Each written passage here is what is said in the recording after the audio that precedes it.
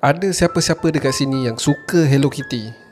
Abang Boy ingat lagi pada beberapa tahun lepas lah, sebelum PKP, McD ada buat satu promo patung Hello Kitty. Berebut orang beratur untuk dapatkan benda Allah ni. Ada yang sampai beli Happy Meal ni banyak-banyak, sampaikan 2 atau 30 Happy Meal. Lepas tu diorang jual balik patung tu dengan harga yang berlipat kali ganda. Memang flip kau-kau ya. Ada yang sampai ambil upah untuk beratur semata-mata untuk dapatkan patung permainan tu. Gila obses diorang ni. So kalau korang peminat patung Hello Kitty ni, Abang Boy suggest korang jangan tengok. Mungkin sebab benda ni akan meninggalkan trauma dekat korang. Sebab kes kali ni sangat-sangat gila dan kejam, dan secara tak langsung membabitkan sebuah patung kucing comel ni. Video ni hanyalah bertujuan untuk hiburan dan diharap menjadi iktibar kepada kita semua. So viewer discretion is advised. Tanpa membuang masa, let's roll.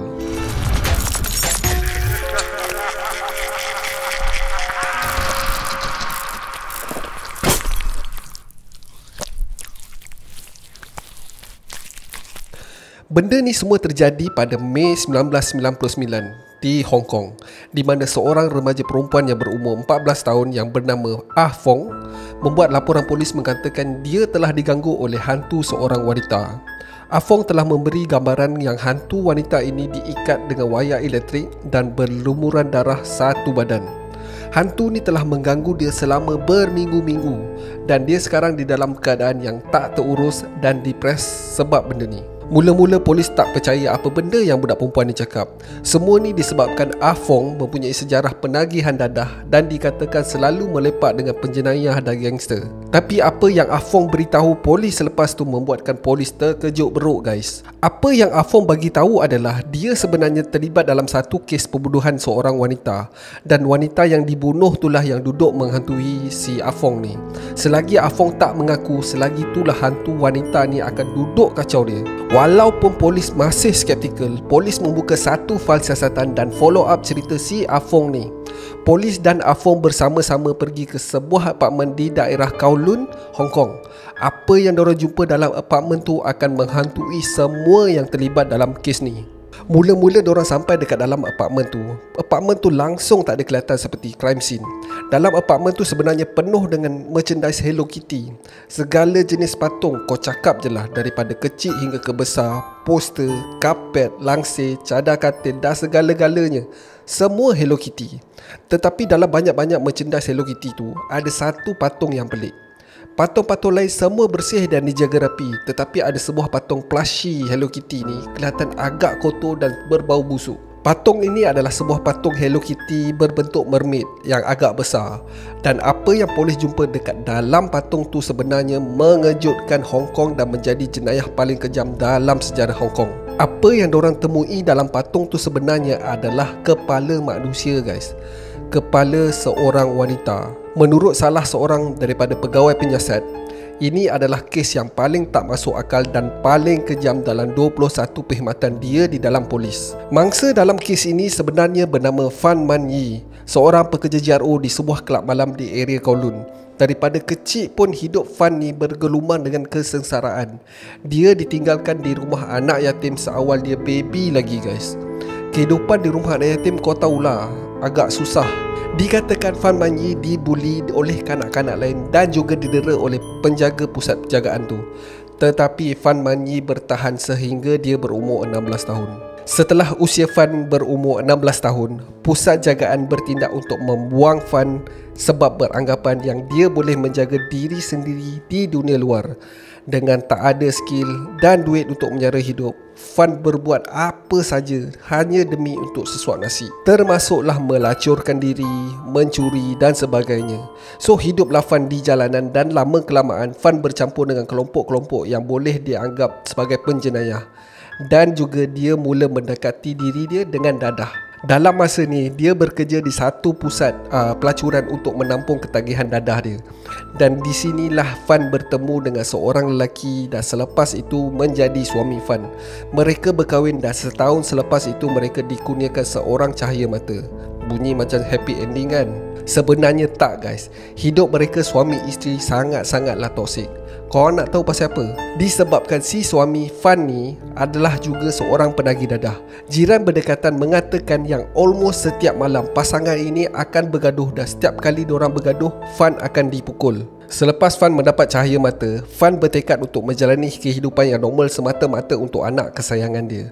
Dia mendapat kerja sebagai seorang JRO di sebuah kelab malam di area Kowloon. Dia juga dikatakan sedang cuba untuk berhenti dari pengambilan dadah dan pergi ke sesi-sesi kaunseling. Untuk beberapa ketika, hidup Fan Man-yi dan anaknya semakin berubah dan semakin menjadi lebih bagus. Tetapi apakan daya, disangkakan panas hingga ke petang, tapi hujan di tengah hari. Pada tahun 1997, Fan telah bertemu dengan seorang lelaki yang selalu mengunjungi kelab malam tempat dia bekerja. Nama lelaki itu adalah Chan Man-lok. Beliau merupakan seorang bapa ayam dan juga seorang pengedar dadah untuk satu kumpulan kongsi gelap. Setelah Fan bertemu dengan Chan ni, segala-galanya telah berubah. Fan kembali menagih dadah dan Chan sebenarnya merupakan supplier dadah untuk Fan. Setelah beberapa ketika, level penagihan dadah Fan mula tak dapat dibendung. Gaji yang diperolehi daripada pekerjaan JRO tu dah tak lagi dapat menampung keperluan dadah Fan. Pada satu hari, Fan telah membuat satu kesilapan yang akan membawa kesan buruk ke dalam hidup dia. Pada hari itu, bila Fan dan Chan bersama, Fan bertindak untuk mencuri duit Chan yang berjumlah $4,000. Setelah beberapa ketika, Chan dapat tahu dan memaksa Fan untuk membayar jumlah yang dicuri, ditambah pula dengan duit bunga sejumlah $10,000. Fan telah berjaya mengumpul sebanyak $4,000 dan memulangkan kembali kepada Chan. Akan tetapi dia meminta untuk lebih masa untuk dia pulangkan duit bunga $10,000 yang dikenakan. Chan yang masih tengah marah ni bertindak di luar akal pemikiran manusia normal. Dia ingin menjadikan Fan sebagai contoh kepada mereka yang lain supaya jangan pandai-pandai mencuri daripada seorang ahli kongsi gelap. Pada Mac 1999, Chan telah menghantar dua kuncunya, Leong Sing Chu dan Leong Wai Lun, untuk menculik Fan dan mengurungkan Fan di dalam sebuah apartmen. Chan kemudiannya menjemput kawan-kawan beliau yang lain ke apartmen tu untuk merogol Fan secara bergila-gila. Sementara Chan bertindak sebagai seorang bapa ayam, mengambil setiap bayaran setiap kali Fan dirogol. Benda ni berlangsung selama beberapa hari. Selepas beberapa hari, Chan masih merasakan yang berbuat begini masih tak mampu meredakan kemarahannya. Dia nak lagi menghukum si Fan ni. Apa yang dibuat adalah ketiga-tiga lelaki ni membawa Fan ke sebuah lagi apartmen lain di Granville Road dan mengikat Fan menggunakan wayar elektrik dan terus memukul Fan tanpa belas kasihan. Fan dipukul dengan kayu baseball, disebat dengan tali pinggang, ditendang, ditumbuk, lebih kurang macam punching bag lah diorang buat. Bukan tu je guys, Fan dirogol bergila-gila, dicekik, direndam dalam air dan macam-macam lagi penyiksaan yang diorang buat kat Fan ni. Pada ketika ini, seorang remaja wanita yang bernama Ah Fong tengah dating dengan si Chan ni selalulah berkunjung ke apartmen tu. Ah Fong juga turut serta menyiksa Fan dengan memukul dan menendang. Later, Ah Fong memberitahu kepada polis yang dia melakukan semua penyiksaan tu hanya suka-suka. Gila psycho budak-budak ni. Masa ni umur dia 14 tahun tau. Boleh dikatakan setiap hari lelaki bertiga ni come up dengan pelbagai cara yang kejam untuk menyiksa Fan. Termasuklah membakar tangan Fan, mencairkan plastik panas dan menitikkan ke atas tubuh Fan. Gila pedih man. Kalau mereka dah bosan menyiksa Fan, dorang just pergi kat bilik sebelah dan main video game macam tak ada apa-apa yang berlaku. Benda ni berlaku berhari-hari guys, selama sebulan. Aku rasa macam aku tak nak bagi tahu secara detail semua siksaan yang dialami oleh Fan sebab terlalu banyak dan terlalu kejam. Risau pula video ni kena ban dengan abang YouTube kan. Tapi abang pun rasa korang dapatlah gambaran macam mana Fan tu disiksa kan. Pada 15 April 1999, Chan, Ah Fong dan dua lagi kuncunya keluar daripada apartmen tu dan meninggalkan Fan dikurung kat dalam bilik air apartmen tu sorang-sorang. Dan selepas beberapa jam, diorang pulang dan mendapati Fan sudah lagi tidak bernyawa. Adakah mereka akan mencampak mayat Fan ke dalam sungai atau semak samun? Tidak guys, tidak. Mereka bertindak untuk melupuskan bukti dengan memotong anggota tubuh Fan di dalam tak mandi. Mereka kemudiannya melapah daging Fan dan merebus daging itu. Diorang kemudiannya membuang daging yang telah dimasak tu kat dalam tong sampah yang berdekatan. Sisa-sisa lain diberikan kepada anjing liar untuk dimakan. Tak cukup dengan tu kepala Fan telah dipotong dan disumbat kat dalam patung Hello Kitty tu dan patung tu dijahit balik. Pihak berkuasa telah menemui semua bahan bukti dan atas keterangan Ah Fong, mereka telah berjaya membekas tiga-tiga jenayah ni. Semasa dalam pembicaraan, Ah Fong memberi kenyataan tentang apa yang berlaku. Akan tetapi ketiga-tiga penjenayah ni tak mengaku bersalah guys. Pihak Bougainvillea mengatakan sebab kematian Afan adalah sebenarnya atas ketagihan Afan sendiri. Basically dia mengatakan Fan ni mati akibat overdose dadah jenis syabu. Dan sebab kenapa mereka memotong tubuh badan Afan ni adalah untuk melupuskan bukti penibatan diorang sebagai tokan dadah untuk Fan. Akan tetapi suami kepada mendiang Fan mengaku yang Fan telah berhenti menggunakan dadah jenis syabu selepas kelahiran anak sulung mereka dan Fan sedang berusaha untuk berhenti mengisap dadah. Disebabkan keadaan mayat Fan yang tak sempurna, agak sukar untuk pakar bedah siasat memastikan sebab kematian Fan yang sebenar. Tapi memang tak dapat disangkal bahawa Fan telah diseksa sebelum Fan mati.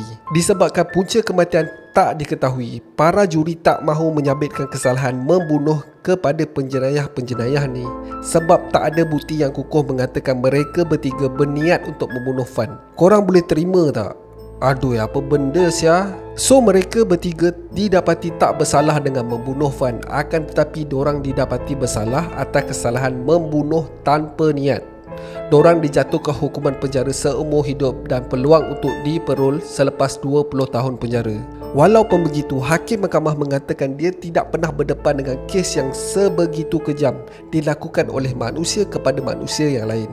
Ketiga-tiga penjenayah ni terpaksa menjalani sesi kaunseling oleh pakar psikiatris dan didapati bahawa ketiga-tiga mereka menghidapi psychosocial behaviour disorder.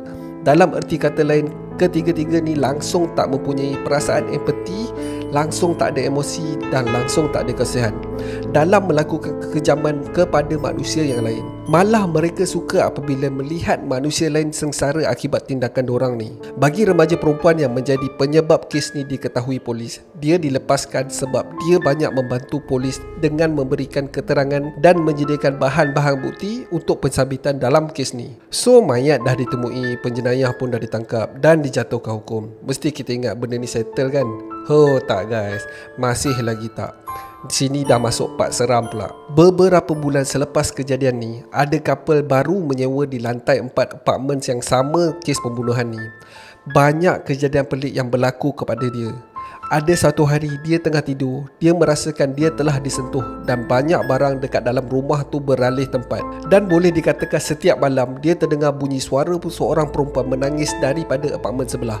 Padahal apartmen tu kosong, tak ada orang. Ada juga kes di mana sebuah salon yang beroperasi di bangunan yang sama, setiap pagi diorang buka kedai, diorang akan jumpa patung-patung Hello Kitty ni bersepah di serata kedai.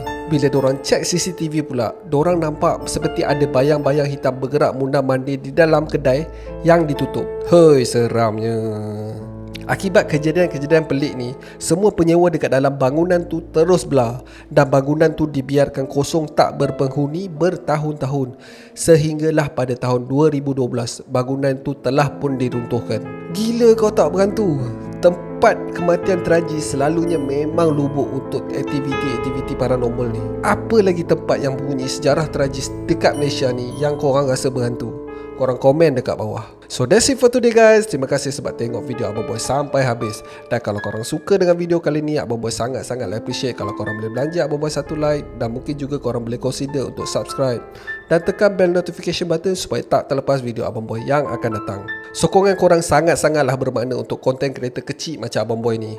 Jangan lupa follow TikTok Abang Boy. Dekat situ Abang Boy banyak share video-video pendek tentang fakta-fakta unik yang tak ada dekat dalam channel ni. Dan kalau korang ada cadangan untuk topik-topik yang best untuk Abang Boy cover, kasih komen dekat bawah.